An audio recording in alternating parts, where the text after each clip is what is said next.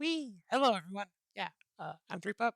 This is my little Arzette any percent kind of sort of rough tutorial that I'm going to be going through for Fatale's Game of the Month. Um, yeah, so just to get started, um, for those of you watching offline as well as for those of you watching right now, back in the Discord chat so that I can actually see that. The big elephant in the room is probably the sword crits. Um, those are probably the most difficult tech. Probably the most difficult tech that you'll need to learn consistently to like get the fastest times. And just to reiterate, like from the guide, but also just to explain it more in my own words, when you have your sword beam, like I'm charging up right here, and you release the sword beam, you release your sword beam, but you also do a sword strike. And that sword strike counts as, I can't remember if it's double or triple damage, but it's more damage than your normal sword strike. So, in order to get the most damage out of your sword strikes, you want to actually shoot sword beams over someone's head and then hit your target with the falling action of your sword. So one of the best levels I find to practice this is in Anju Desert, because you have this guy right here. He's just walking around. He normally takes 2 hits. I'll just show out right now. Yeah, he normally takes 2 hits to defeat. But if we exit and re-enter, and then I'll just show off a sword crit just as normal, and then I'll try to explain more after. But yeah, if we go here, if we shoot sword crit, yep, okay, cool. There we go. So yeah, the important bit is making sure that the sword beam goes over the head of whoever you're trying to hit. Because if the sword beam does hit your target will get invulnerability frames. Like, I can't, yeah, like, it will still take 2 hits to defeat that way. But let me show it off a couple more times, just so that there's a better look at it. So I'm gonna just fall and boop, right there. Later on, I will do a fresh profile so that I can show it off in some of the bosses. Namely, Apatu and Cornrad get sped up quite a lot by utilizing sword crits. But, in fact, do we need to explain anything? Also, for those of you in chat, if you have any questions, feel free to drop them either in voice or in chat, and I will answer them for you. I'm trying to think of if there's anything else I really need to show off with a completed profile versus starting a new one. I'm not quite sure. So I think I'll just go ahead and start a new profile. So, starting from square one, if you aren't already aware, I know some of you have already started doing runs. If you have completed the game casually one time, a secret flag will be unlocked where if you hold your attack button on this new game screen, it will flash up skip quest intros. What this does is, normally in the vanilla game, there's like a cutscene for a NPC introducing your quest, and then a second follow-up cutscene for actually completing that quest. That's 2 cutscenes to skip normally, and that's slow. The dev very graciously gave us this extra flag here that we can trigger ourselves as speedrunners, just to skip that intro quest, so that when we go show up to these NPCs, we have their quest completed already. We don't need to know what their quest is. So that's really nice. But yeah, time begins when you select casual mode. Mash your cutscene skip button. Want to defeat Dimer? Including skip the tutorial, which is really nice. And hop into the first level. So one of the most, on top of sword crits, probably the second most difficult thing to learn in this run is when to take damage. we are playing on casual mode. We do get random health drops, but they're random. You can rely on them. So there are some designated points where I like to take damage because I know that I'm pretty safe, even if I don't get any health pickups. By the way, you can skip that jump right there if you jump off of the edge of that second platform there. But yeah, it takes a good feel to know, and it's really something that like I can explain here and there when I take some intentional damage, but it really just takes some good feel and practice for like knowing when to take damage. Like right now, I've taken a little bit too much damage. I'm gonna try to avoid that health pickup, just because I want to show off the death warp here. Okay, cool. Getting into the sequence break to get the sword beams. You want to be entering into that room with 2 HP, because we'll be showing off a quick little death warp here. Take intentional damage from that beetle, grab the sword beam, instantly close the dialogue option, and then die to teleport to the start of the room. That just skips some really like finicky navigation through this room, especially because you're in the dark. I do in my any percent guide show how to utilize the debug mode to light up these rooms, but in terms of like actual submittable runs to the leaderboard, you need to like play these rooms in the dark. So that's another like. Thankfully, the debug mode does exist to light these rooms up so that you can get practice with them lit up. But yeah, in the actual run itself, you do need to do it in the dark, which is fun. But there are some tricks that I can give for certain rooms, especially some really fitting rooms. Yeah, getting over here to where the golden fly is, I did want to show off that you can actually detonate bombs early. If you throw out a bomb, you have to normally wait for it to tick down. Instead, with your sword beam, you can throw out the bomb, detonate early. It's really nice. If you're particularly clever, you can actually detonate your bombs mid-throw. It's a little bit tricky. I might try to show that off a little bit later. But yeah, we fall in here. I like to go straight to the left here, because then if you, without hesitation, if you just go left, fall down, and sword swipe, you will pick up the golden fly. Just shaves some seconds off, especially if you miss that fly the first time around. It starts to fly around. It seems like it likes to avoid your sword strikes. So yeah, I like that consistency. Yeah, we're gonna finish up this here. It's pretty straightforward. As those who may have noticed, there is a boss here in this level. We don't fight him immediately because we don't have any candles, and the candles we can get right now are very slow, so we're going to come back later with some more movement. And get straight into Anju Desert. This level is fairly straightforward, but this is where I like to, if you're comfortable with your sword crits, this is where I like to start doing some sword crits just to get some extra money. Money is technically maybe important, depending on how lucky you are. You have to throw a bomb at the end of that ledge there to blow up that hole. But yeah, to talk about the big RNG elephant in the room, there are a couple of bags that we will open up during the run. There's one coming up at the end of this level. We are hoping for a bomb pickup. If we get a bomb pickup, we can possibly avoid having to go to the shop. But I think there are only like 2 bomb pickups that we can, 2 possible bomb pickups we get throughout the run. We did not get one there. There will be one more in Chilenax Peaks, and if we don't get it by the end of Chilenax Peaks, we have to go shopping.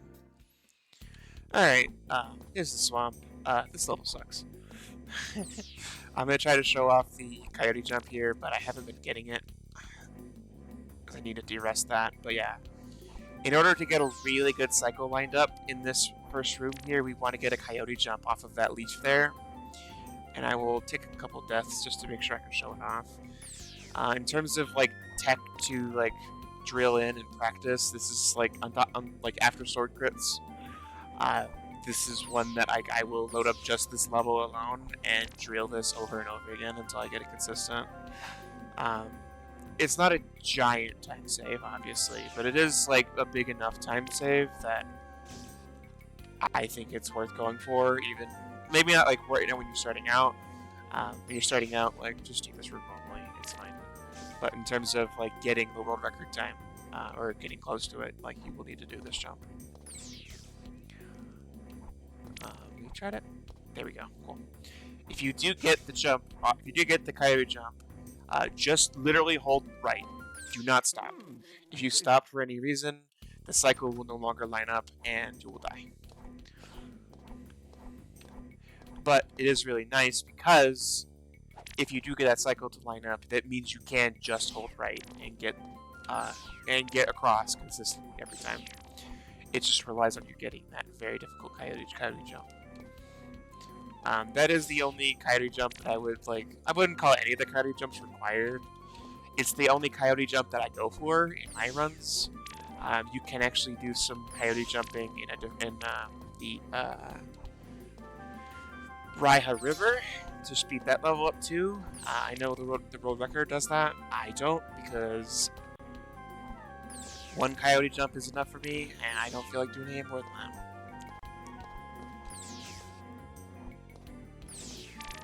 But yeah, moving through this level is pretty straightforward. Through the rest of it, those things are annoying. Trying to show off some more sword critting there. I do like to sword crit those guys because they can drop me $2 each. It just gets me more money if I decide I need that. And if you're good at sword critting, it's basically no time lost to do them. One thing of movement tech while we're finishing up this level here, I do personally choose to keep sword crits charged at all times. It just gives me a good defense, and if you are going to decide to kill an enemy, it is best to release your sword beams in midair. Arzette, if you're on the ground when you've probably noticed this, if you're on the ground when you're attacking, Arzette can't move until she puts her sword away. I'm trying to move right now and it's not moving. So if you release your sword beam in midair, you still have forward momentum. You can still manipulate yourself. So if you're going to attack, prefer to do it in the air. This is the first candle we grab, so that's cool. Okay. This room here looks pretty cool once you've like figured out the best way through it. When you're falling through here, make sure you try to stick more towards like the middle so you avoid these platforms that I'm touching right now, but you know, whatever. And then we grab that and we head out and head over to Chillax Peaks. This will be our first level that we're going to actually fight a boss. And in particular, is Aptu, so we will be utilizing sword crits to defeat her. I will be taking some intentional deaths on her just so I can show off the sword crit a little bit. But in a perfect world, you can 2-cycle her with 2 sword crits. It's a bit problematic because the first one's always consistent. She will always charge at you from the right-hand side, and you can plan around that. The second attack she does is less consistent, and she can choose between charging at you or standing back and throwing a dagger at you. You can hit her if she decides to stand back and throw a dagger. It just requires some reaction on your time. Reaction on your end. So we go here. We're going to turn in the quest item here. Grab that candle. Just to show that off real quick. From here, you can double jump onto this platform, and then you can double jump to get to the candle. It skips you having to jump here and then jump here. Here's our first bomb. We did get bombs. Okay, so I'll get to show that off, which is cool. Yeah, I'm going to go ahead and start this boss fight. Yeah, looks like. So she's going to sword crit like that. I'm going to take a death here so I can show that off a bit and actually explain what I'm doing here. But at the start of the fight, I will double jump into the air, preparing for her to appear on my right-hand side. Well, now that I've died, she's going to appear from random sides. But I'm going to take another death here so I can show off the quick kill. There are 2 different cycles for load in and death, which is not great. That's a bad spot for her to be in. I think you can hit her there, but it's gross. Take some more intentional deaths here. Nope. Okay.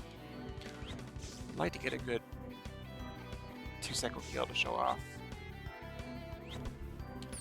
Nope.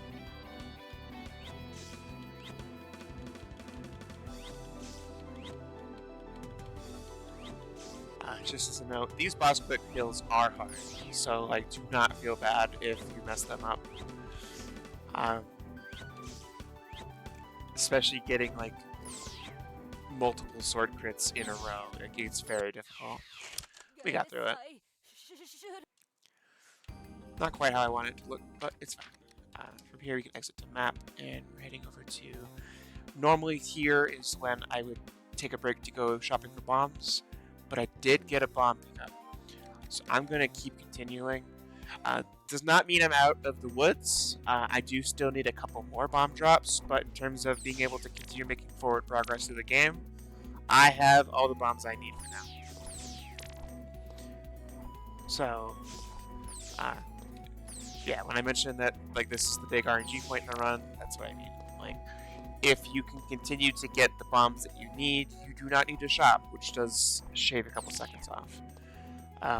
When you're first starting out, I don't think you need to bother. Like, it's like a world record optimization thing. When you're starting out, just feel free to go shopping for bombs after chilling max peaks, and you're fine. Okay, well, I had to detonate that early, but we didn't get that. Here's another dark room here. It's fairly consistent, especially with this HP heal here. Basically, just going to try to jump over everything. Try not to hit this ladder here. It's very slow. You can just fall down here and grab the blue magic and head out. Straight into the beach.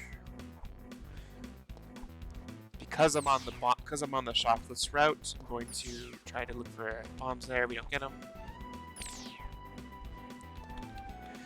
One thing to note that's messed me up here a bunch, there is like a ceiling somewhere here. Yeah, it's right there. Don't double jump too early when you're doing that like little double jump to get that key, because you will hit that. I think it's that. Yeah, I think it was this thing I hit right here. Yeah, you'll hit that chair and you'll fall and die. So try to like delay your double jump just so that you don't bonk that and fall and die. But we're gonna go ahead and enter the room here. Cool thing about this room is that you can take an intentional hit here and just normally you could just like fall down here and walk underneath that guy, but I took it a little slow, so I took some extra damage that I didn't need to, but it's fine. There's not a whole lot of risk of dying here in this level, so jump up top here, grab that candle.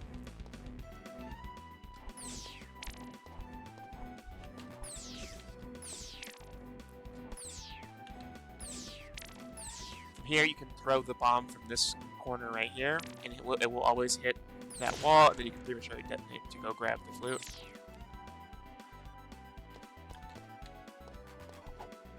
Since we now have 2 items in inventory, I did want to, in case anyone who's been running this and has noticed, if you're playing on controller, like, the menu is really sticky sometimes. Like, I'm trying to consistently move back and forth here, but it's not you, it's not your controller, it's just like that. It will just happen sometimes. I don't really know what does it, but like sometimes you have to fight with it to get it to move back where you want it to. Alright. Everyone's favorite level. Fort Findula. I'm going to probably take a few moments here, because this is the most difficult split in the game. So I'm going to take a few moments here to explain some of the tech. So this opening is pretty straightforward. Make sure you use your flute here, just get the intended shoes to set yourself up for later. You do not use the flute very often, so every time you use the flute, make sure you switch back to bombs, because you will need those more.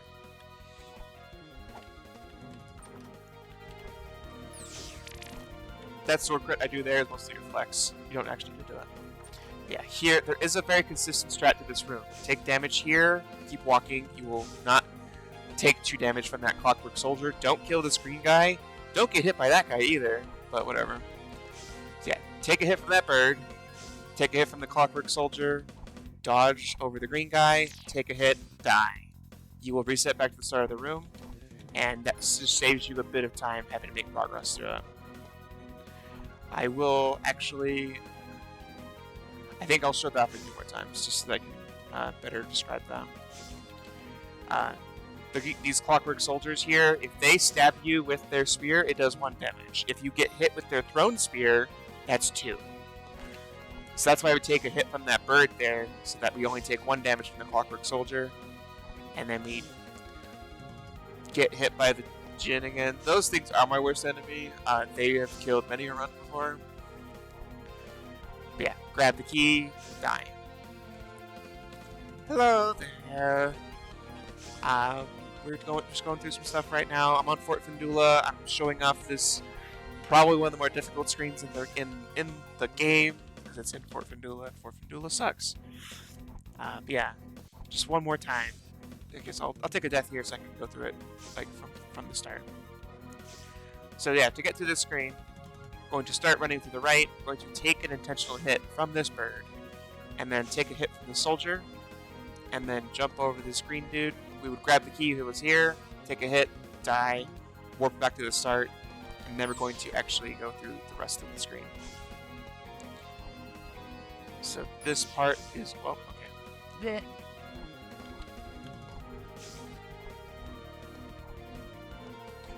So yeah, this part is also another deceptively difficult one. We're going to kill that guy. We're going to kill that guy and that guy, just so I can try to better showcase. First off, we have a bag here. I am going bombless. I'm going to pop it open to see if we get a bomb. We didn't. So, normally I would show this off probably a little faster, but yeah. To do this, the slow, safe strat, you're going to stand here, wait for the Clockwork Knights to be away from this rock here, and then jump up and throw the bomb. And then you can wait for them. You can wait for the bomb to detonate naturally, or you can prematurely detonate it with your sword beam.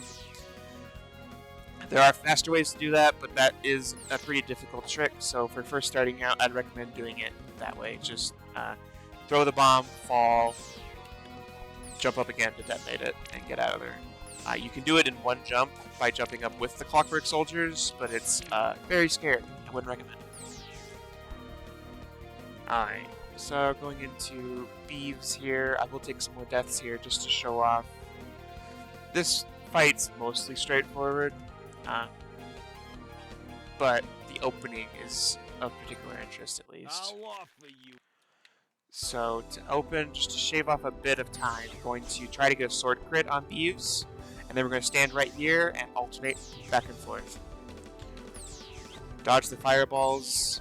If you need to take damage, I recommend taking damage from these falling rocks, because they only deal half a damage instead of taking 2 hearts.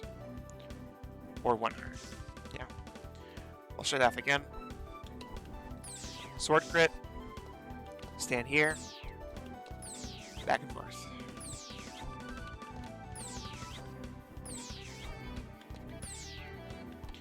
Take another intentional death. Let's show that off one more time. Sword crit.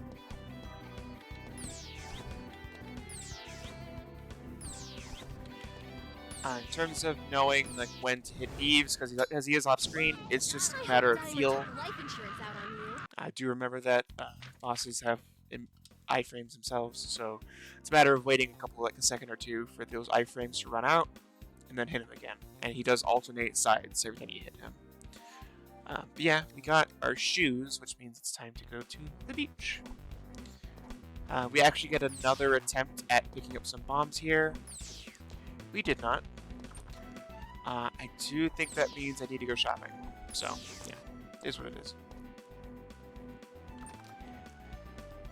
Because we do need bombs for Lichen Hills. Oop. We'll grab our shoes. So, yeah. The bombless route did not pay off, but it's fine.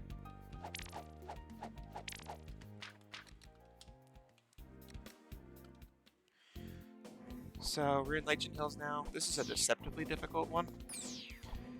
I like to hit that guy when I first spawn, when I first jump up, because it makes it easier for me to jump over him. After you hit that third lantern, you can fall, and getting not great at my detonates, but it's fine. Grab a candle there. So this screen sucks. I would take intentional damage here, so you can walk through this guy, except it didn't work out this time. I don't know why. We'll take a death there and try that again.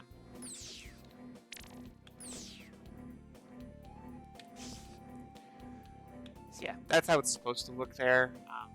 Taking intentional damage there will let us move through that a little bit faster. But this screen is deceptively difficult, so you die on that. If you die on that a couple times, like, it's okay. I've died on that screen a lot too. So again, on this screen, we're going to set up another Death Lord, because we have to go very far out of our way to get this candle and key. We're gonna take a hit here. I did show off there that you can detonate your bombs in midair, which is cool and fast. We're going to move over to the flute. The flute. Move over back to bombs and take intentional damage, just to warp back to the start again.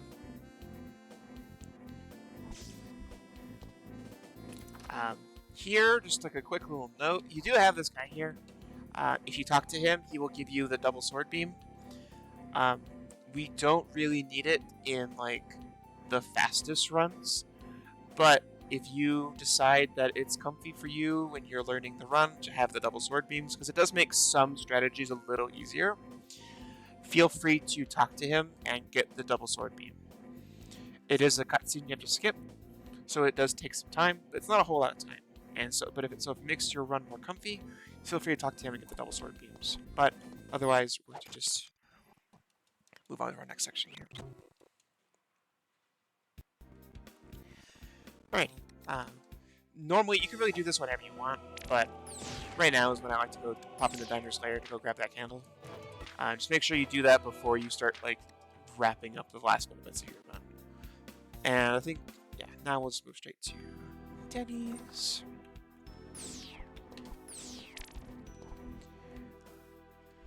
So, we have this room coming up right here. Like one of the real hardest dark screens in the run. Once again, in my 80% guide, the text-based one that I linked, I do give up notes for how to use debug mode to light up these rooms, so you can see them better. But in terms of how to do these rooms in the dark consistently, we're going to walk up here, and you're going to shoot a sword beam off to the left. You're looking for the hearing that audio cue of the lantern being lit, and you think it's like right around like here is where you want to release your sword beam. But yeah, going to then come over to the left, all the way over to the left, where the second lantern is, and then jump onto this blue wall here. Switch over to blue magic, hit that, grab the candle, get out.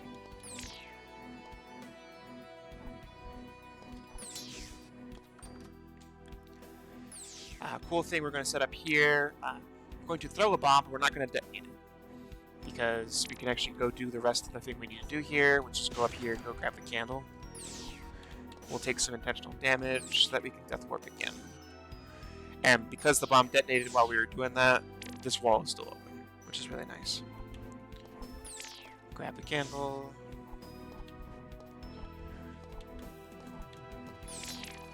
Did not get the bomb, which I think was... that's something else. But whatever. Ah!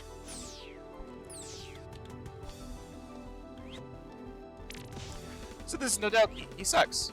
I am not good at the quick kill.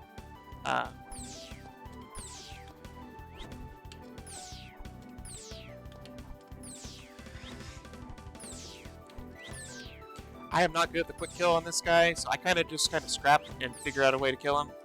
That was fine. If you're comfortable with it, I do try to go for sword crits. If you have bombs, use those. I do, in my 80% text guide, I do have the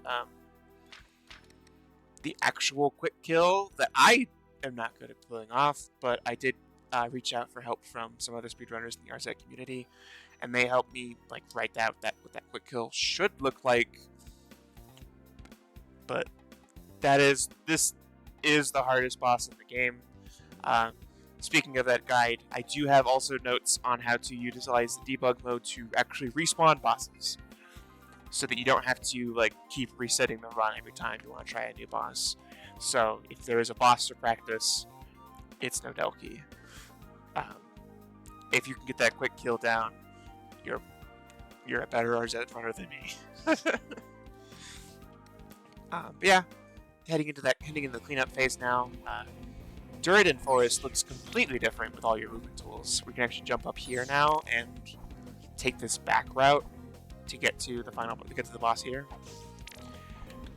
Just a note, now that you have double jump, you basically never need to climb ladders again.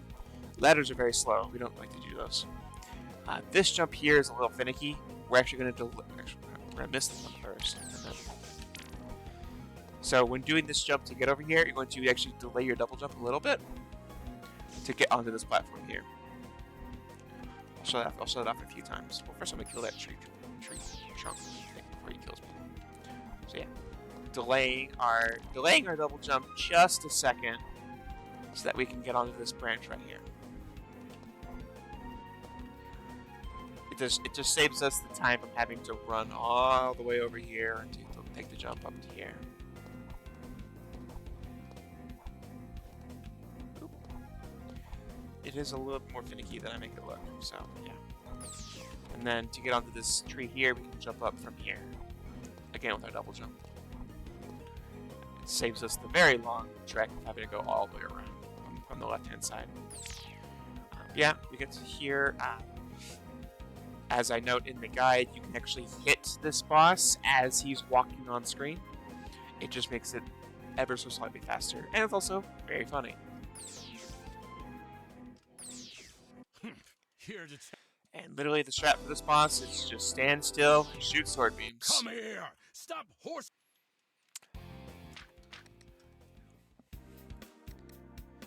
And then we go to the canyon for our final boss. Because it will hopefully go fairly fast, I'll explain it while we're making our way over there. The strategy for Cornrad's quick kill is sword crits. In particular, you need to do 4 in a row, which is very difficult when you're first starting out, so do not feel bad if you're not quite getting it down. But otherwise, this level is fairly straightforward. Just do make sure, I have forgotten this before, do make sure you walk through this tunnel to go get this candle here. You do need that candle to finish the game. Another dark room here, you can actually just kind of hover towards the right here. A scarecrow? So, yeah.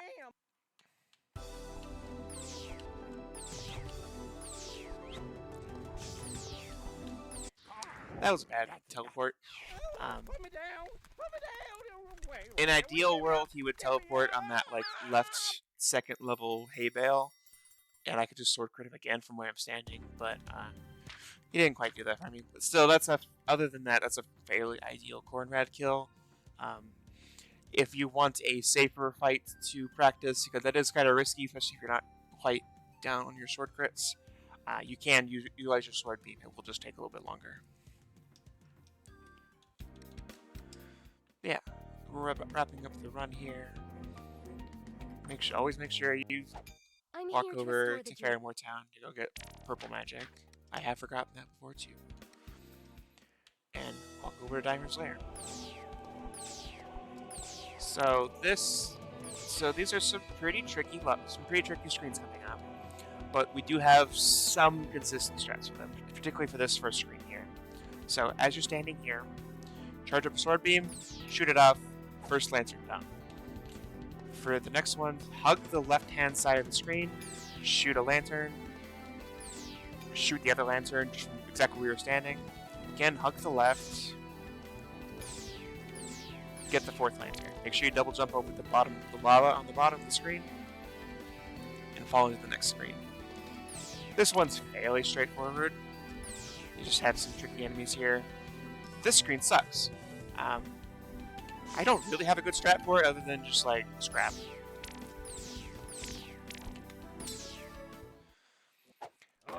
Pop into Dimer. Make sure you avoid the books on this. Make sure you avoid the books when he first spawn into the level, because for some reason when you first spawn in, the books deal 3 damage. They deal 2 damage to the rest of the boss fight, but for some reason only there do they deal 3 damage.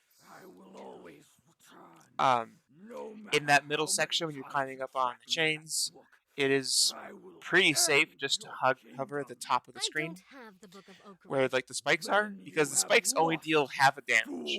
You have a lot of health and you have iframes, so you can hug the top of the screen there, just eat the spikes. It makes it so the books basically don't do anything for you, do anything to you. And then you can also always just take a heal after that section.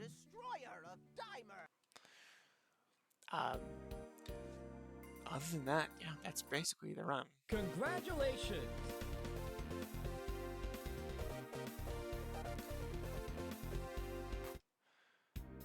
Just once again, because I know it's the most tricky like tech in the run, I will show off a bit more sword crits just because we did have some folks join in a little later in the run. In terms of practicing sword crits, I like to go to the wrong level, Anju Desert, because we have this guy right here. Once again, he normally takes 2 hits to defeat, but if we shoot a sword beam over his head and then fall on top of his head with our extended out sword, we will actually kill him in 1 hit. So, like this. Or, well, it helps if you actually do it when you say it like this, but yeah. In terms of,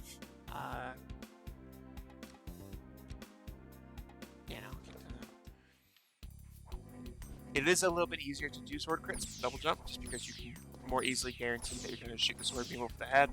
But yeah, you just shoot your sword beam over their head and let gravity do the rest.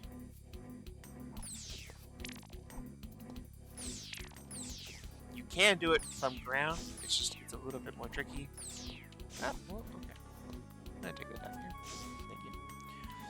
You can do a sword crit from ground, not necessarily just falling. I did show that off a bit during the run. It's just a bit more tricky because you have so much. You have to basically shoot your sword beam off at the apex of your jump, and then your sword will do the rest.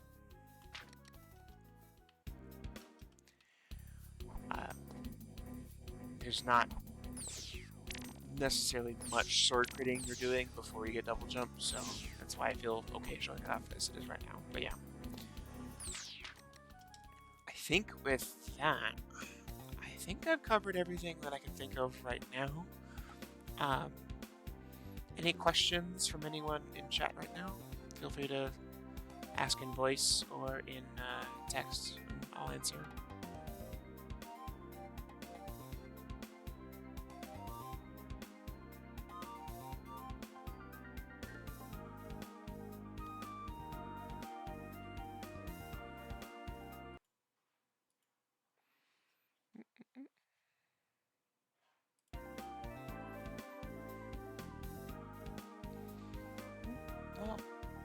Of course, anyone in chat, as well as anyone watching this offline, if you have any questions, feel free to drop them into the Game of the Month chat.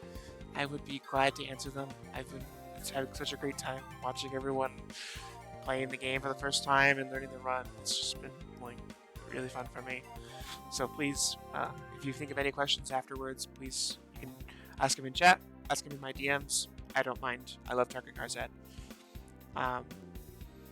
But I think with that, then, I don't have anything else. So, if there are no questions, I hope y'all in chat have a great rest of your day. And all you offline, I hope you have a great day as well. But yeah, bye!